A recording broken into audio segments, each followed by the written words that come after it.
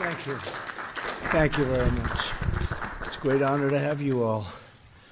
I know your stories. I got to read about your stories. In some cases, I knew your story without having to read about it from Staten Island. So thank you all very much. It's a great honor to have you. This afternoon, we're going to recognize several individuals who have responded to the invisible enemy with courage, determination, and grace. Terrific people. In recent weeks, our nation has endured extraordinary hardships and loss, and we mourn with one heart for every life that's been taken from us. In the midst of so much pain, the heroes we honor today are a true source of inspiration for us all. You really are a very great inspiration for us all, and the whole country is watching. With us today is Kyle West from Cincinnati, Ohio. Kyle is 23 years old, and he's proud to be a mailman in his hometown. I know Cincinnati very well. I actually worked in Cincinnati, and it was the Queen City. I had a great experience. Many of the people on this route are older Americans in a low-income area, and as Kyle says of his job, we're not just mailmen, we're mechanics, movers, and many other things. We're part of the neighborhood. That's true, isn't it, huh, for a mailman? Kyle talks to roughly 500 of his customers each day, bringing a cheerful smile and a listening ear to every parcel of mail. When the pandemic hit, Kyle delivered a note to hundreds of older Americans on his route. It said, if you are at risk and need help getting essential items, let me know. I will do what I can to help. That means you get it done, right? That's what he means. Sincerely, Mailman Kyle. Since then, Kyle has received more than 400 responses, and he's delivered vital groceries to dozens of senior citizens. Kyle, your love for your neighbors lifts us and the entire nation. Would you come up and say a few words, please? Thank you, Kyle. It's terrific. I'll move that down for you. Thank you. Thank you. All right. Thank you, Mr. President. I'm greatly honored to be here to represent my fellow postal employees as we continue to provide our essential services to America. Customers often tell us during difficult times that seeing us out every day gives them a sense of normalcy in their life. The gratitude we are receiving from our customers is greatly inspiring, and the thank you notes along our routes are helping us get through. We're delivering a lot of essential items at this time. The amount of medicine has greatly increased. Customers depend on us for Social Security checks and other financial information, census material, mail-in ballots, and then essential items that they're ordering online. At the Postal Service, we're continuing to follow CDC guidelines to keep ourselves and our customers safe. Social distancing, wearing a face mask, lots of hand washing, and the cleaning of our vehicles and facilities. I'm very proud to work for the Postal Service and to deliver for our country. Thank you. Great job. Thank you very much, Kyle. Also with us are Libby Bish and Raphael Mello, and they're real estate agents in Northern Virginia, great business real estate. When one of their clients told them that his restaurant had been hit hard, Libby and Raphael decided they wanted to do something to help. They began raising money to buy food from restaurants to donate to local hospitals. Within a few weeks, they have raised over $6,000, made 18 deliveries, and fed over 500 healthcare workers. And Libby and Raphael, please, I'd like to thank you and acknowledge you by having you step forward and say a few words. Please. Please. Thank you, Mr. President. Kind of covered it all for us already. So we are real estate agents in the DC area, and this mission really came about after receiving a phone call from some of our clients who work in the food and beverage industry here. They gave us some insight on what COVID-19, how the impact that it had on their business, and from there we just felt compelled to act.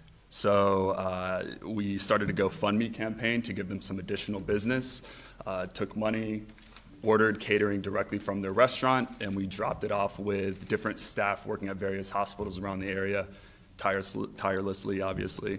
The campaign started picking up, so we started doing more donations, and we kept dropping off. We also increased our goal, but we kept dropping off at different hospitals around the area. So another really cool factor that we did to sprinkle in with this was we started compiling videos of some of our contributors expressing their gratitude, and those videos were being sent along with the food drop-offs. Let me get you right. Need some assistance with it. Yeah, so Mr. President already addressed most of this, but we named our campaign Frontline Fuel. We raised over $6,000, helped over 18 local businesses, and delivered meals to nurses and doctors in the area, over 500 nurses and doctors. We also partner with a local boutique company that produces hand sanitizer, Defy Aesthetic, to include in our drop-offs as an added bonus. Our mission is simple. We want to help local business while also encouraging and helping healthcare workers who are selflessly working around the clock to ensure the health of our people. Thank you, Mr. President, for this opportunity. It's an honor to be here today. Fantastic. Thank you both. Thanks very much. Great job. Tall guy, right? Next. So how tall are you? 6'8". 6'8", that's a good height. That's, I have a son that looks like he's going to be right around that number. Barron, right? He's going to be up there. That's really good. Thank you very much, and thank you, Libby, very much. Today we also honor T.J. Kim, a high school sophomore from McLean, Virginia.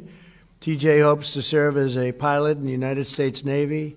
At just 16-year-old, 16, boy, that's a great age. T.J. is already taking flight classes to get his pilot's license. When he heard that hospitals needed more personal protective equipment, he launched his own mission, Operation SOS, which stands for Supplies Over the Skies. He worked with his school, church, and community to collect medical supplies. With the help of the flight instructor, who probably was a very good person, what do you think? Pretty good? Good flight instructor, too? Knows how to fly, right? Pretty good. You better take your lessons from somebody that knows how to fly. But who also joins us today, and TJ has flown and delivered more than 10,000 pieces of personal protective equipment. That's a lot of work. That's a lot of flying, too. That's great. And there can be no better preparation for flying the military planes, right? I think there can be nothing better. But you're going to 4 rural hospitals in Virginia. So, TJ, come on up and say a few words, please. Great honor. Thank you.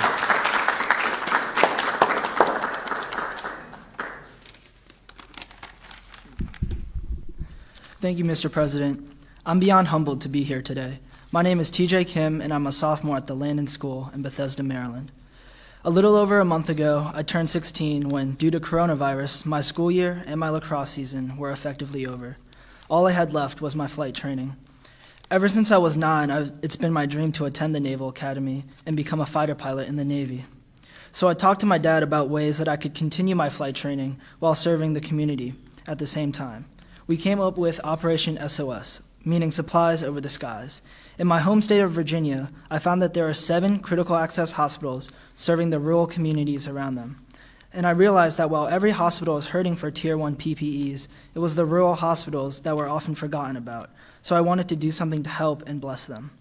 I've flown 4 Operation SOS missions so far to Luray Caverns, Winchester, the highlands of Hot Springs, and the northern neck of Topping. I've sourced and delivered 8,000 medical gloves, 2,000 head covers, 1,500 shoe covers, 400 masks, as well as protective eyewear, isolation gowns, hand sanitizers, and disinfectant sprays. The response has been amazing. Throughout my journey, I've learned 2 lessons. First is that it takes a community to serve the community. What I mean is that I'm blessed by an incredible community that includes my family, my teachers and peers at Landon, my flight school, my neighborhood, and my church. It's been their support that has allowed me to complete each Operation SOS mission successfully. Second, I've learned that you are never too young to think about how to serve others in times of need. Mr. President, you once said that America is the place where anyone can rise. And today, there are youth everywhere in America rising up to help sew masks, deliver groceries to the elderly, and write thank you letters to our frontline workers. And when I think about them, I realize just how undeserving I am to be here. Mr. President, I'm so honored by this award, and I also don't know how to repay you. Let me make you this promise instead. As long as there's a need, and as long as I can find the PPEs and fly them to rural hospitals, I'm going to do it. I promise to continue to rise and be of service to my campus, my community, my commonwealth, and my country. Thank you. That's great. Thank you. Always right there, in the back. Back Who's the middle. instructor? Back middle. Good, how about standing up? Was he a great student? Tom, did a good job? He did a good job, I'll bet. Thank you very much, that's great, thank you. Thank you, sir. Fantastic story.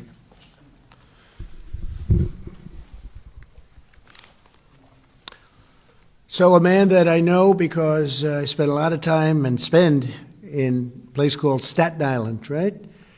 That's true, Frank, you know that. Frank Siller from Staten Island, New York, really special place. I spent many an hour, many a day with my father there over the years, and it's just great. Nearly 2 decades ago, Frank founded an organization called Tunnel to Towers to support the loved ones of the fallen first responders and service members. He began this mission to honor the legacy of his younger brother, firefighter Stephen Siller. And so Stephen's looking down right now, and he says, my brother's in the White House doing a real job. He's very proud of you. I know how hard you work. Coming from New York, I guess especially, Frank, I know how hard you work, and you've done a fantastic job. We appreciate it very much. But he was one of the immortal heroes who gave his life on September 11th, 2001. As the virus began to spread in New York earlier this year, Frank leapt into action. He helped raise money to deliver more than 1 million pieces of personal protective equipment. That's a lot. For hospitals in the city, Frank and his army of volunteers have delivered food to firehouses and phone stations and police stations and all sorts of places all across New York and New Jersey. Frank also raised over $5 million to help pay the mortgages of families' homes at 25 first responders. I guess it's a total of 25, so you have a lot of people that are very thankful, Frank. I've heard a lot about it. First responders and healthcare workers who have tragically lost their lives in the fight against the virus. It's a vicious, vicious enemy. Frank, I want to thank you for continuing to support our nation's heroes. And again, your family and your brother is very proud of you, looking down. And please come up and say a few words, Frank, please. Thank you.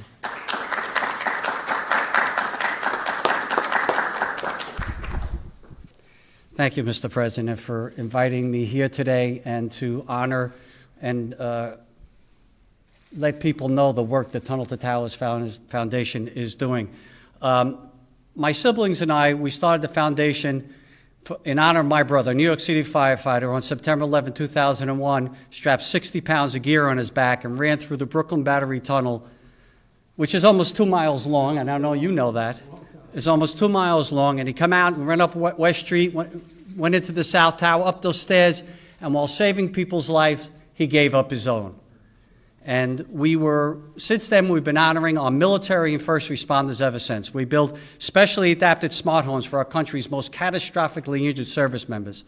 We deliver mortgage-free homes for Gold Star families and fallen first responder families who die in the line of duty, who leave young families behind. And Mr. President, when you said that we are at war with an invisible enemy, we couldn't have been more proud to know that we're doing our job and what we're supposed to be doing as a local foundation, as a national foundation, to make sure that we take care of the frontline healthcare workers. We follow the teachings of St. Francis of Assisi, who said, brothers and sisters, while you are here, while you have time, let us do good. And we know that is our guiding light from the foundation, is what we strive to do every single day, is to do good, and not just the memory of my brother, but all those who perished in 9/11, those who have perished ever since, that have given us this great country, and those frontline healthcare workers who are willing to die for you and me today, who are on that front line of the battlefield that you often speak about. And that's why our foundation has made a commitment. We want America to make a promise to these great Americans who are willing to die for you and me, that if they go out and they give their kids a kiss goodbye, and they don't come home, that we're going to take care of them. You know, I know we will, because we are and always have been the greatest country that has ever existed. Why? Because the goodness and the generosity of America will always take care of the greatness of America. Mr. President, thank you once again for having me here today. God bless you. God bless America. And remember, we are only the land of the free because of the brave. Thank you. Great job. Thank you very much, Frank. Beautiful. In this hour of need, the world has once again witnessed the unbeatable strength of the United States of America. All across our land, heroes have raced into action. Doctors and nurses are enduring sleepless nights to save every possible life. Farmers, truck drivers, and grocers are working to keep our shelves stocked and our people fed. Families are helping neighbors in need, and entire communities are rallying together to defeat the plague, this ugly, horrible plague. The 5 Americans we recognize today are the first of a number of individuals we will honor in the coming weeks. We're going to be honoring a lot of great people. Our nation has just completed the 30 days to slow the spread, during which every American was asked to make sacrifices to help defeat the virus. Not long ago, models predicted that between 1.5 million and 2.2 million people would have died in the United States without the mitigation. Through our aggressive response and the remarkable commitment and bravery of American people, we have saved thousands and thousands of lives. I can even make that, if you want, hundreds of thousands of lives. People were thinking in terms of 1.5 million lives lost to 2.2 without the mitigation, and hopefully we're going to come in below that 100,000 lives lost, which is a horrible number. Nevertheless, it's a horrible thing. It could have been stopped. It should have been stopped at the source, but it wasn't. But it's a tribute to this country and the people of our country, what they've been able to do and the amount of lives that have been saved. Because we flattened the curve, slowed the spread, and massively expanded our healthcare capacity, we're now in the process of gradually reopening our country. And it's being done with a tremendous gusto and vigor. We see that all the time, don't we, Frank? They want to get out there and they want to get back. That's what they want. They want their country back, and they're getting it back, and we're getting it back safely, and we're getting it back quickly. It's a strategy guided by science, evidence, facts, and reason. Never-ending lockdown would inflict colossal damage on the health and lifespans of our people. Public health is closely tied to economic health. No state or country can long ignore the facts and the truth. And we're just very proud of the fact that people have put up with so much in order to keep the numbers down to the level that it looks like we'll be having. Our finished number should be something, think of it. We could save anywhere from 1 million to even 1.5 million. And I guess if you think about it, we could save 2.1, 2.5 million lives, depending on what happens. And with this invisible enemy, as we said, nobody knows what really happens, but we've learned a lot in the last 2 months. Throughout our history, it's America's love and strength, not its fears and doubts, that have paved the way and paved the road to victory. Together we'll emerge from this chapter of hardship and all of those deaths of such great souls and such great people with new unity and resolve. Our people will thrive, our industries will roar, our innovators will astonish, and America will triumph like never before. And that's what I feel, like never before. We built the greatest economy in the history of the world, greatest employment numbers, greatest stock market, greatest number of jobs any way you want it, greatest industries, greatest creations. And one day we had to close it down. They said, sir, we're going to have to close it down.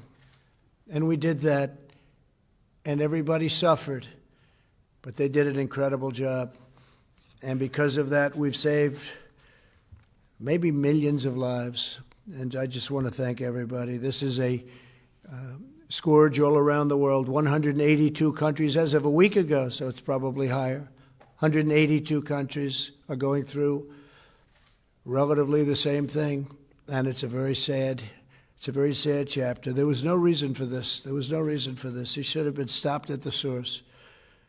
But I'd like to congratulate these incredible 5 Americans, and I'd like to ask them to come forward and receive their award and their recognition, and they deserve it, and we'll be watching you throughout your life. You may be around a little bit longer than me, Mr. Mailman, but I'll be watching you as long as I can. I'm watching all of you, and I want to thank you very much. And to my hometown man, thank you very much. Thank you, Frank. Please. Kyle West.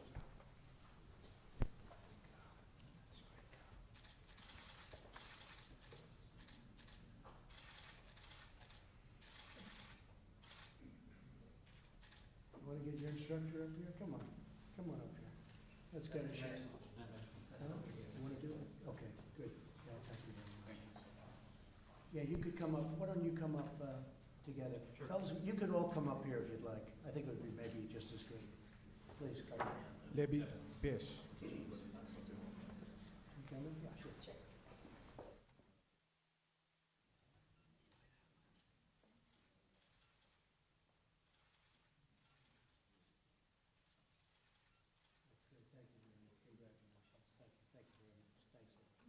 Raphael Mello.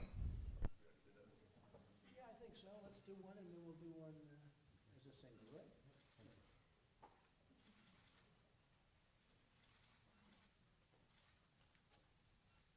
Okay, let's take one of those. All right, thank you very much. You deserve that. Thank you.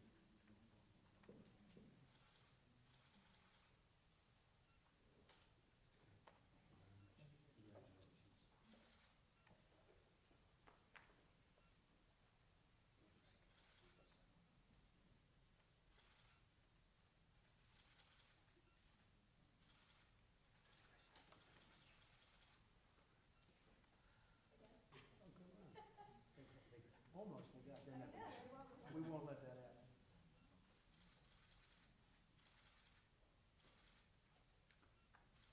Thank you, Libby. So that was great, and you represent a very important part of this country, and we appreciate it very much. Thank you very much.